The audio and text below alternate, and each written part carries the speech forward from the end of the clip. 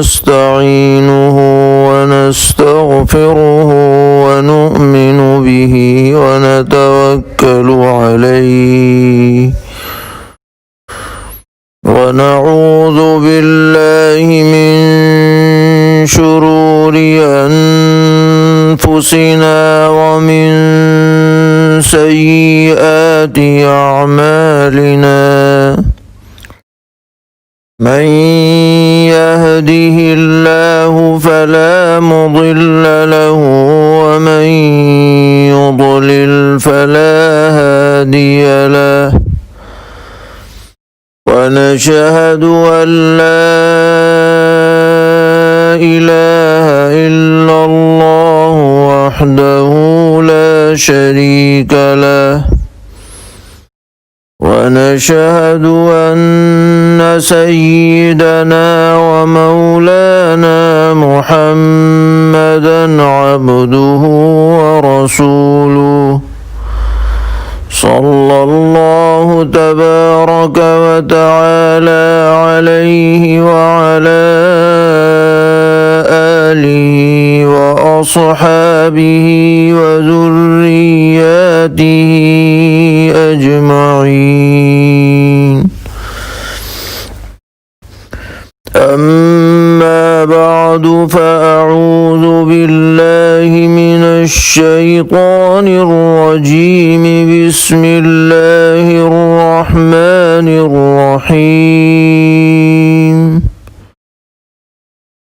ويل لكل همزة لمزة الذي جمع مالا وعدده يحسب أن ماله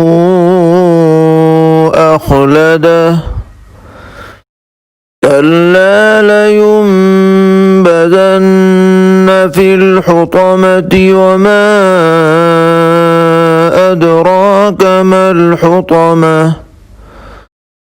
نار الله الموقدة التي تطلع على الأفئدة إنها عليهم مؤصدة في عمد ممددة صدق الله مولانا العلي العظيم۔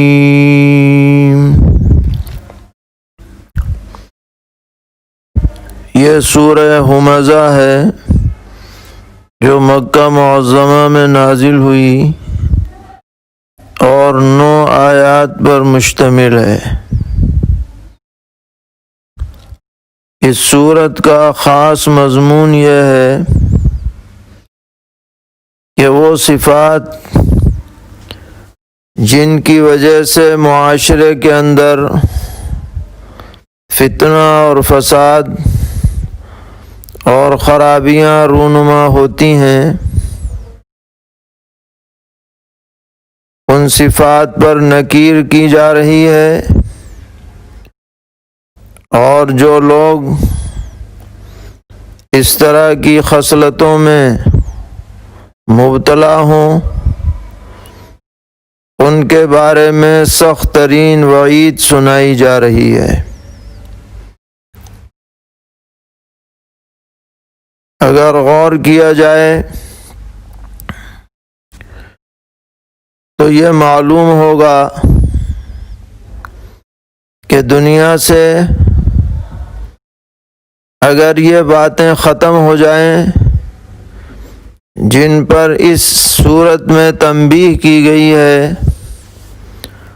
تو یہ دنیا جنت نظیر بن جائے، پرسکون بن جائے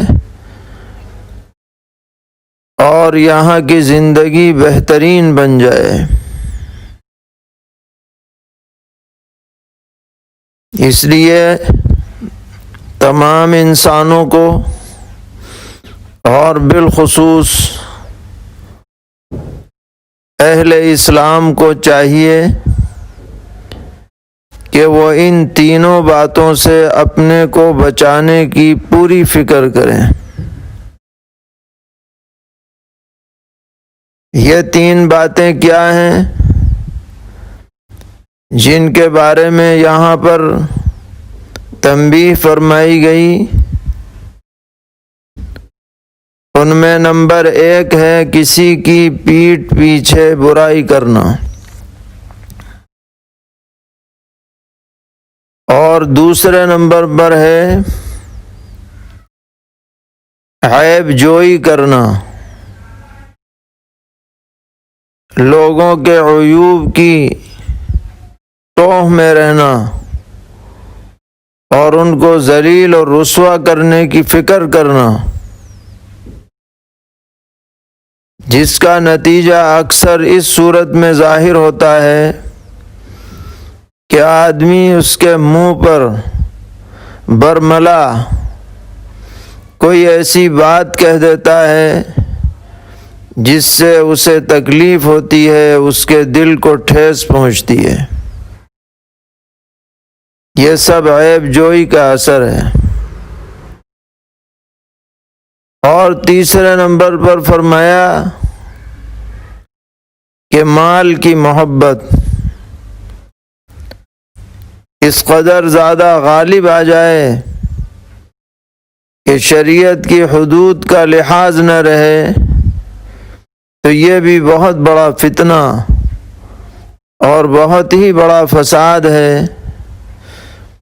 جو بہت سی خرابیوں کی جڑ اور بنیاد ہے۔ تو یہاں پر جو پہلی چیز فرمائی گئی وہ ہے ہمزہ، یعنی وہ لوگ جو پیٹھ پیچھے برائی کرنے والے ہیں یا طعنے دینے والے ہیں، ان کے لیے تباہی ہے، بربادی ہے، پھٹکار ہے اللہ تعالیٰ کی طرف سے۔ سرور عالم حضرت محمد مصطفیٰ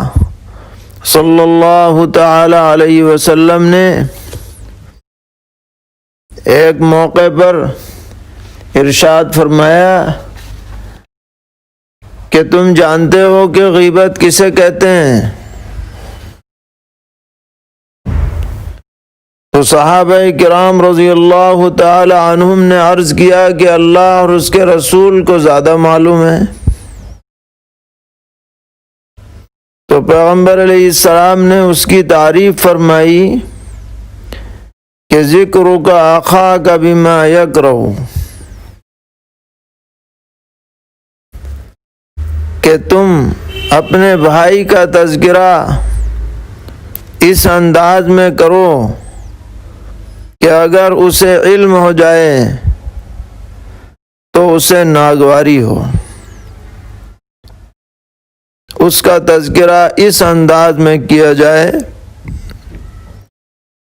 کہ اس کے دل کو ٹھیس پہنچے، تکلیف پہنچے،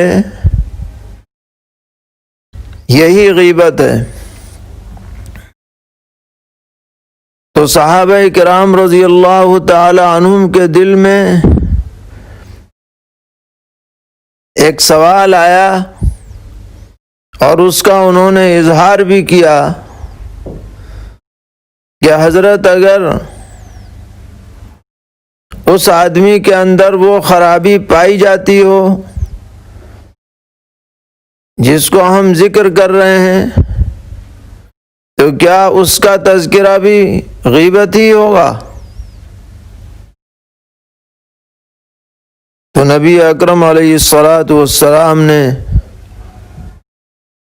اس کے جواب میں ایسی بات ارشاد فرمائی جس کو سن کر رونگٹے کھڑے ہو جانے چاہیے۔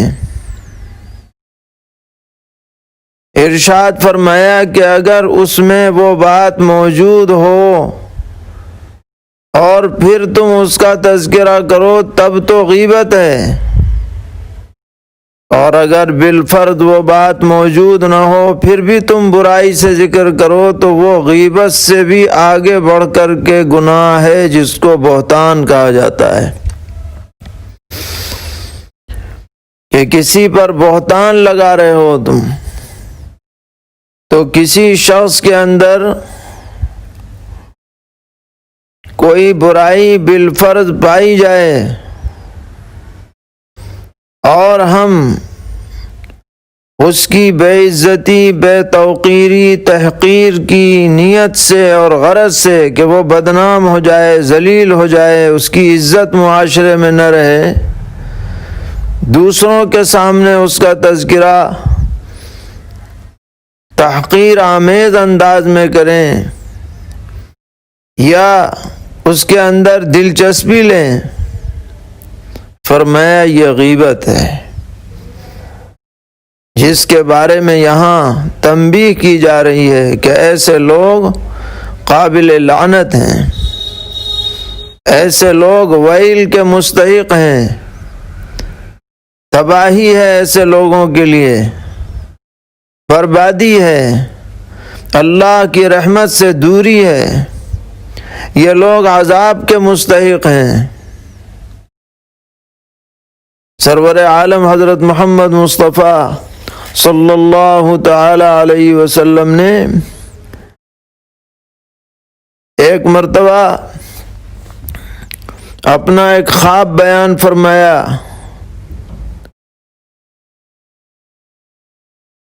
صحابہ کرام رضی اللہ تعالی عنہم سے کہ یہ دیکھا کہ کچھ لوگ ہیں کہ جو ناخنوں سے اپنے چہروں اور سینوں کو کھرچ رہے ہیں،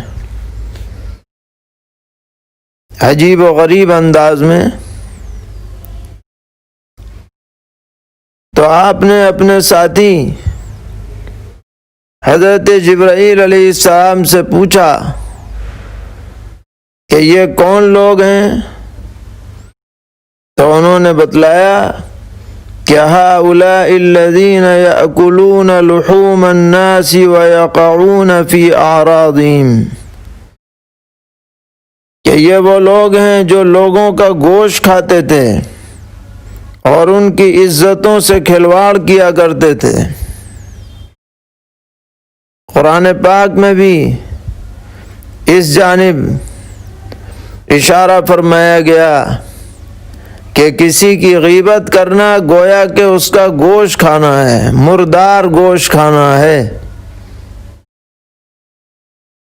فرمایا گیا وَلَا يَغْتَبْ بَعْضُكُمْ بَعْضًا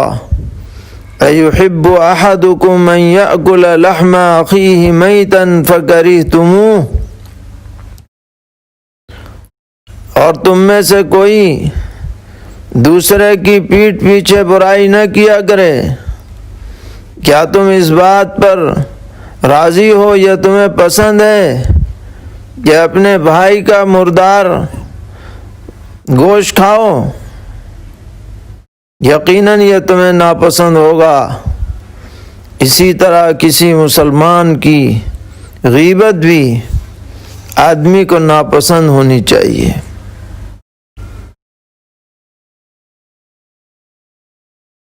آدمی یہ سمجھتا ہے کہ میں نے کوئی بات کہہ دی،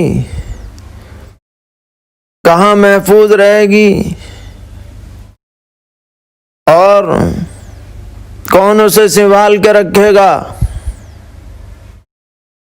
بات تھی زبان سے نکل گئی، ہوا میں تحلیل ہو گئی، لیکن یہ خام خیالی ہے، خود فریبی ہے۔ جو بھی زبان سے بات نکل رہی ہے اللہ تبارک و تعالی کے ہاں ریکارڈ ہو رہی ہے، اور پہلے تو اس میں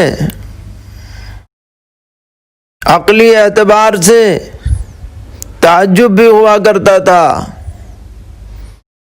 لیکن آج خود ہماری آنکھوں کے سامنے ایسے حالات ایجاد ہو گئے ہیں جن میں آدمی کی ہر نقل و حرکت، ہر آواز محفوظ ہو جاتی ہے۔ خفیہ کیمرے بھی آ گئے، خفیہ ریکارڈر بھی آ گئے، اس لیے کوئی یہ نہ سمجھے کہ میں نے جو کہا کسی کو کیا پتہ چلے گا، وہ سب محفوظ ہو رہا ہے، اور اللہ تبارک و تعالی کے ہاں اسے جواب دینا پڑے گا۔ ایک حدیث میں پیغمبر علیہ السلام نے فرمایا، صحابہ کرام رضی اللہ تعالی عنہم کی مجلس تھی، کئی باتیں آپ نے ارشاد فرمائی، اور پھر فرمایا کیا میں تمہیں سب باتوں کا خلاصہ نہ بتا دوں؟ صحابہ نے عرض کیا کہ یا رسول اللہ ضرور بتایا جائے۔ تو آپ نے اپنی زبان مبارک نکالی اور فرمایا اسے کنٹرول میں رکھو۔ صحابہ نے عرض کیا کہ اللہ کے رسول، کیا زبانوں کی باتوں پر بھی ہم سے مواخذہ ہوگا؟ اس پر بھی پکڑ ہوگی؟ پیغمبر علیہ الصلاۃ والسلام نے فرمایا کہ ہاں، انہی زبانوں سے نکلی ہوئی غلط باتوں کی وجہ سے آدمیوں کو سینوں اور چہروں کے بل گھسیٹ کر جہنم میں ڈالا جائے گا۔ لہذا زبان قابو میں رکھنی ہے۔ پیٹھ پیچھے برائی یہ معاشرے کے اندر فتنہ اور فساد کا سب سے بڑا ذریعہ بنتی ہے۔ دلوں کے اندر دوریاں پیدا ہوتی ہیں، بدگمانیاں وجود میں آتی ہیں، اور جب دل جدا ہوتے ہیں تو اس کے اثرات بہت دور تک پہنچتے ہیں۔ اس لیے تنبیہ کی جا رہی ہے، طعنہ بازی سے، غیبت سے، پیٹھ پیچھے برائی سے بچنا ہے، کیونکہ یہ اللہ کی رحمت سے دوری کے اسباب ہیں۔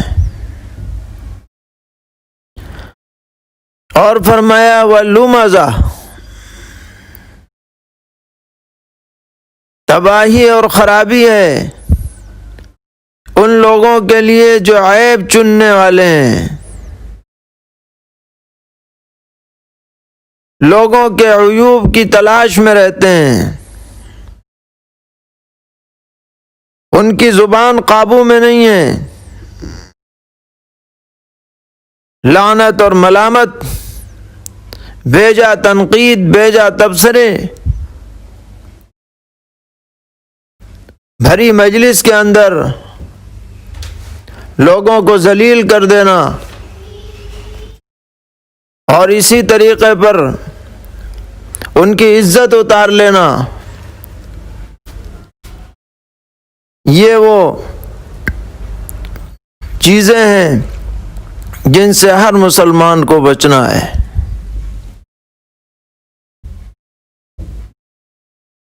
نبی اکرم علیہ الصلاۃ والسلام نے امت کے بدترین لوگوں کے بارے میں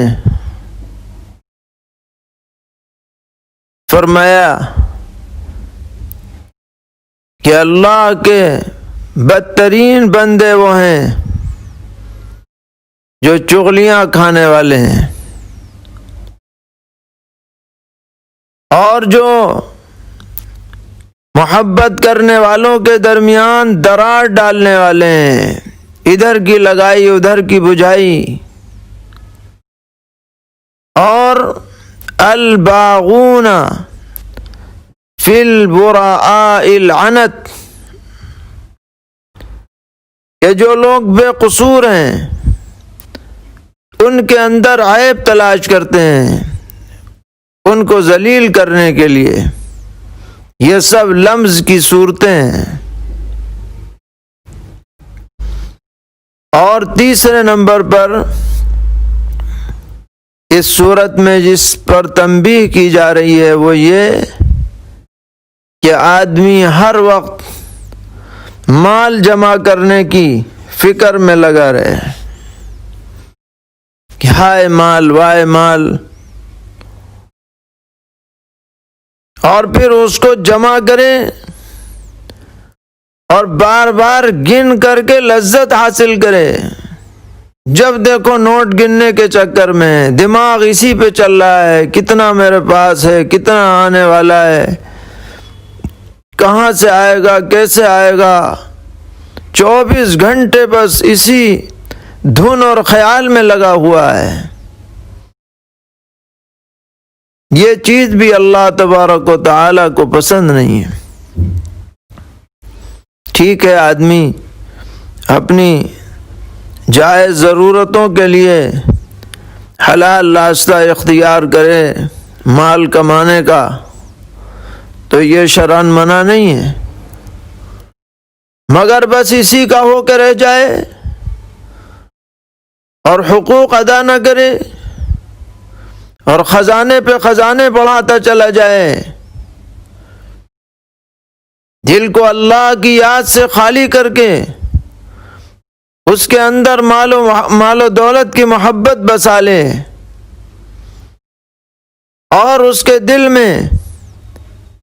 یہ خیال ہو کہ بس میں تو ہمیشہ مالدار رہوں گا، یہ مال بھی میرا ہمیشہ باقی رہے گا، مجھ سے کوئی چھین نہیں سکتا، اور میں تو ہر جگہ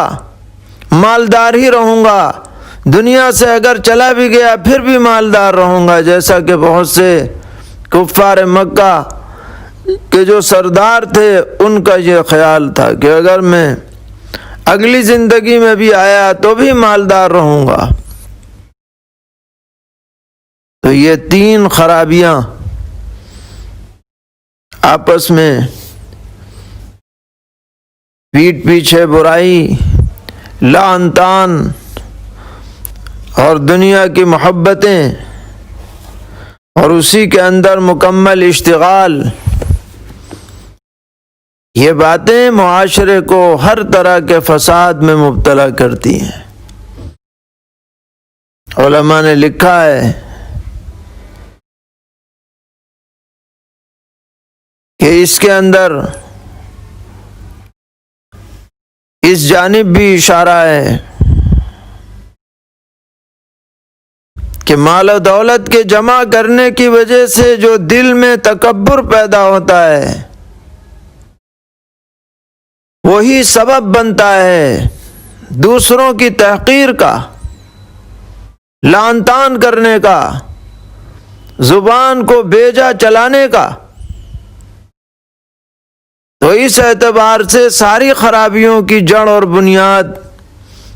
یہ مال و دولت کی محبت بنی ہے،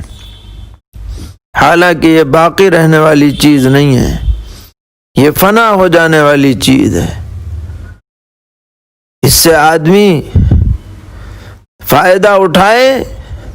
آخرت کے لیے تو یہ بہت بڑے نفع کا ذریعہ بن سکتا ہے، ہوش میں رہ کر کے اسے کمائے،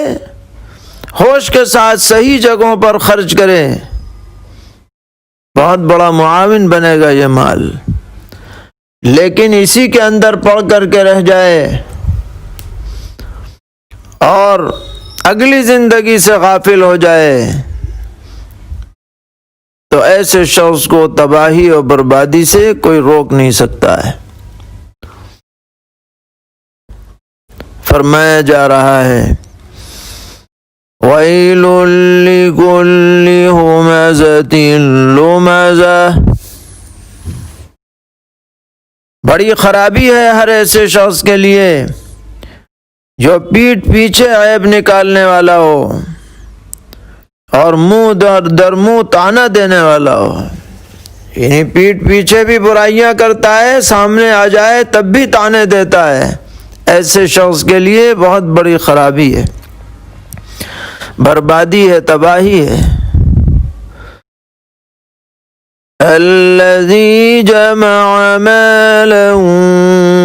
وعددہ، اس نے مال کو جمع کیا اور گن گن کر کے رکھا۔ جس کے دل میں مال کی زیادہ محبت ہوتی ہے اسے پیسہ گننے میں بھی مزہ آتا ہے، بار بار گنتا ہے،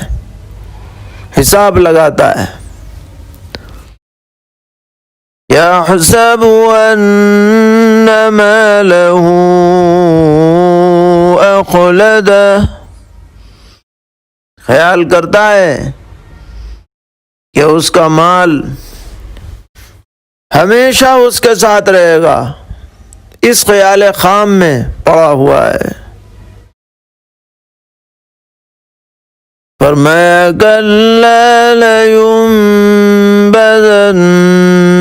فی الحطمہ، ہرگز نہیں، وہ پھینکا جائے گا اس آگ میں جو روندنے والی ہے، بڑی بھیانک آگ ہے، تہس نہس کر دینے والی ہے۔ وَمَا أَدْرَاكَ مَا الْحُطَمَةُ، اور کیا آپ کو معلوم ہے کہ یہ حطمہ کیا ہے، تہس نہس کر دینے والی؟ تو ہم بتاتے ہیں وہ کیا ہے۔ فرمایا نار اللہ الموقدہ، وہ اللہ کی آگ ہے سلگائی ہوئی، یعنی بندوں نے اسے نہیں سلگایا دہکایا، بلکہ اللہ نے دہکایا ہے۔ تصور کرو کہ اس کی دہکائی ہوئی آگ کتنی بھیانک اور خطرناک ہوگی۔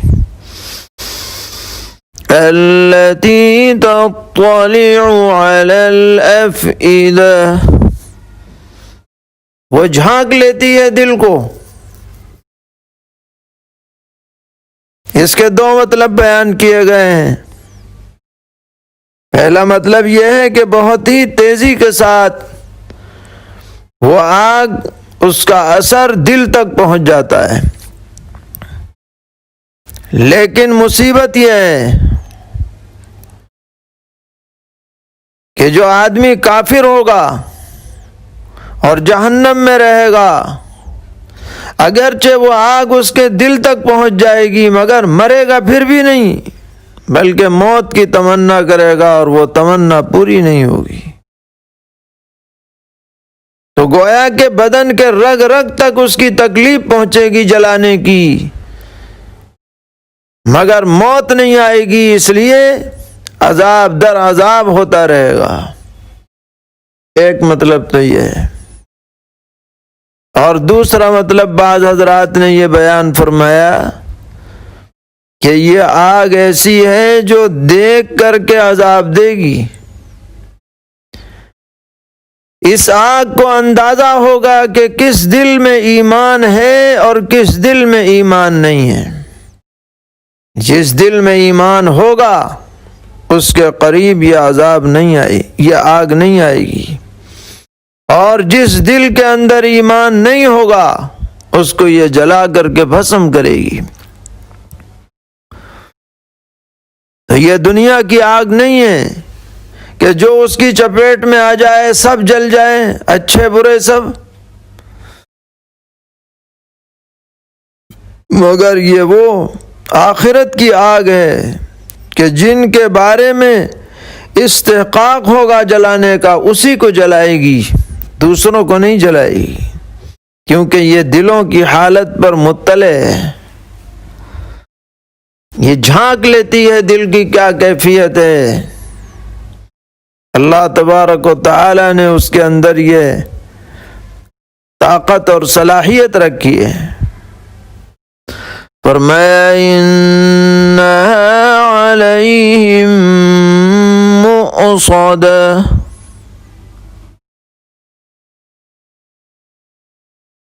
یہ آگ ان پر بند کر دی جائے گی، یعنی کفار پر یہ آگ بند کر دی جائے گی اور وہ آگ کے دائرے میں محصور کر دیے جائیں گے۔ فی عمد ممددہ، بڑے لمبے لمبے ستونوں میں، اس کی تشریح کرتے ہوئے فرمایا کہ اس کی لپٹیں اتنی بھیانک اور خطرناک ہوں گی، بلند ہوں گی کہ وہاں سے نکل کر بھاگ جانے کا کوئی تصور بھی نہیں ہوگا ان لوگوں میں،